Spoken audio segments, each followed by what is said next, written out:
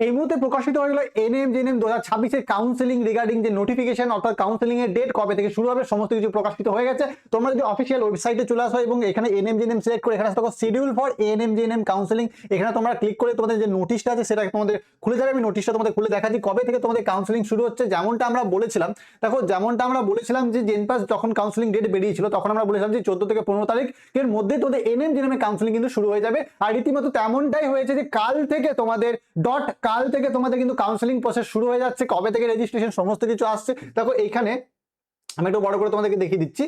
এখানে তোমরা যদি আসো তাহলে ভালো করে বুঝতে পারবে যে দেখো তোমাদের কাউন্সেলিং ডেট যেটা দিয়েছে, কাউন্সেলিং ডেট দিয়েছে রেজিস্ট্রেশন করতে হবে 14 তারিখ থেকে 17 তারিখ তোমাদের ডেট দিয়েছে।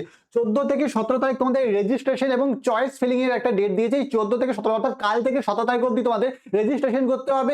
রেজিস্ট্রেশন করার পরে তোমাকে চয়েস ফিলিং করতে হবে। যেমনটা আমরা আগেও বলেছিলাম যে এবারে কোনো মপ আপ রাউন্ডের গল্প নেই। এবারে 1 2 3 মানে ফার্স্ট রাউন্ড, সেকেন্ড রাউন্ড এবং থার্ড রাউন্ডে তোমাদের কাউন্সেলিং হবে এবং মপ আপ বলে কিছু থাকবে না। তো 14 তারিখে তোমাদের রেজিস্ট্রেশন শুরু হচ্ছে, মানে কাল থেকে তোমাদের রেজিস্ট্রেশন শুরু হয়ে যাচ্ছে এবং 17 তারিখ অবধি তোমাদের রেজিস্ট্রেশন হবে এবং ওই 14 থেকে 17 এর মধ্যে তোমাদের কিন্তু চয়েস ফিলিংটা হয়ে যাবে। এবার দেখো ভালো করে বুঝতে পারবে যে এই 14 থেকে 17 তোমাদের কাউন্সেলিং করতে হবে, মানে যে রেজিস্ট্রেশন সেটা করতে হচ্ছে তোমাদেরকে।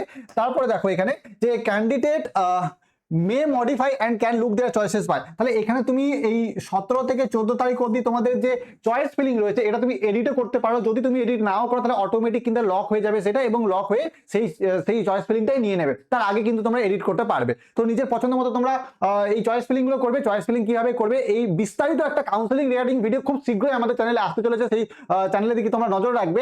তারপরে দেখো যে সিট অ্যালটমেন্ট রেজাল্ট বলেছে, প্রথম যে রাউন্ডে সিট অ্যালটমেন্ট রেজাল্ট সেটা তোমাদের 19 তারিখে দেবে এবং এই 19 তারিখে কিন্তু দেখবে জেনপাস তোমাদের কাউন্সেলিং এর রেজাল্ট আছে সেকেন্ড রাউন্ডে সেটা। তারপর তোমরা এখানে দেখবে পেমেন্ট এন্ড সিট অ্যাকসেপ্টেন্স। ধরো তোমার ফার্স্ট রাউন্ডে কোনো একটা কলেজ অ্যালটমেন্ট হয়ে গেল, সেই কলেজ অ্যালটমেন্টের পরে তোমাকে কিন্তু সেই কলেজের যে ডকুমেন্ট ভেরিফিকেশন করতে হবে এবং ডকুমেন্ট ভেরিফিকেশন করার জন্য তোমাকে একটা লেটার ডাউনলোড করতে হবে। কোথা থেকে পাবে? ওয়েবসাইটে তোমাকে যে একটা সিট অ্যাকসেপ্টেন্সেস ফি সেটা তোমাকে জমা করতে হবে, অনলাইনে পেমেন্ট করতে হবে। তারপরে সেই কলেজের একটা সিট অ্যালটমেন্ট লেটার তোমার সামনে আসবে, সেটা নিয়ে তোমাকে কলেজ যেতে হবে। এবং এখানে খুব বড় বড় করে লেখা আছে দেখো, candidate must contact their institute and visit their website to know their timings and detail recruitment for admission. মানে তোমাকে কলেজের রিগার্ডিং মানে কলেজের যে ওয়েবসাইট বা কলেজের সাথে তোমাকে যে কলেজে তোমার অ্যালটমেন্ট হবে সেই কলেজের সাথে কিন্তু তোমাকে কন্ট্যাক্ট করতে হবে যে কি কি ডকুমেন্ট নিয়ে যেতে হবে।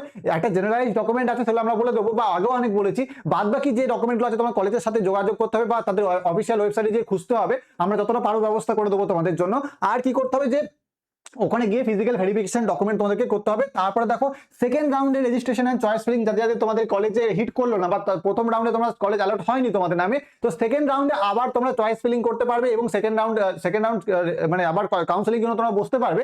এবং তারপরে সেটা কবে করতে পারবে সেটা হচ্ছে আমাদের 22 তারিখ থেকে 24 তারিখ, দুদিন সময় দিয়েছে, 22 23 24। তারপরে আবার সেকেন্ড রাউন্ডে সিট অ্যালটমেন্ট রেজাল্ট চলে আসবে তোমাদের 26 তারিখে। ঠিক আছে, এবার ধরো অনেকে এরকম ব্যাপার আছে যে এখানে যে কলেজটা তোমার হিট করেছে এখানে তুমি সেই কলেজটা তুমি হয়তো আপগ্রেডেশন করতে চাইছো, তাহলে এইখানে তোমরা ইয়েস আপগ্রেডেশন নো আপগ্রেডেশন সেটাও করতে পারবে। হয়তো তোমার সেই কলেজটা আমি তোমাদেরকে বলে দিই, হয়তো সেই কলেজটা তোমার পছন্দ হয়ে গেছে, তুমি সেখানে অ্যাডমিশন নিয়ে নিলে, হয়তো প্রথম রাউন্ডে তোমার পছন্দের কলেজ পেয়ে গেলে তুমি সেখানে অ্যাডমিশন নিয়ে নিতে পারো। অথবা তুমি চাইছো যে একটু হায়ার লেভেলে কলেজে যাবে, তাহলে তুমি সেখানে ফিজিক্যাল ভেরিফিকেশন করিয়ে সেখানে ইয়েস আপগ্রেডেশন ফরম্যাটে দিয়ে দিতে পারো যে আমি অন্যান্য মানে এই সিটটা তো আমার থাকলো না, এই কলেজের সিটটা তো আমার থাকলো, আবার নতুন একটা কলেজে আমি আপগ্রেডেশনের জন্য দিয়ে দিচ্ছি, সেটাও তুমি করতে পারবে। এটা রিগার্ডিং ডিটেলস ভিডিও আসবে। আচ্ছা, তারপরে দেখো এখানে সেকেন্ড অ্যালটমেন্টের যে পেমেন্ট সেটা হচ্ছে 26 তারিখ থেকে 29 তারিখ অবধি তোমাদের ফিজিক্যাল ভেরিফিকেশন হবে।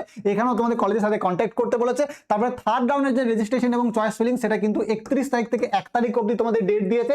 এবং তারপরে দেখো এই থার্ড রাউন্ডের যে সিট অ্যালটমেন্ট সেটা তোমাদের 3 তারিখে রিলিজ হয়ে যাবে। মানে খুব তাড়াতাড়ি কাউন্সেলিং প্রক্রিয়া কিন্তু একদম চলতে থাকবে জেনপাস এবং এনএমজেএনএম একসাথেই।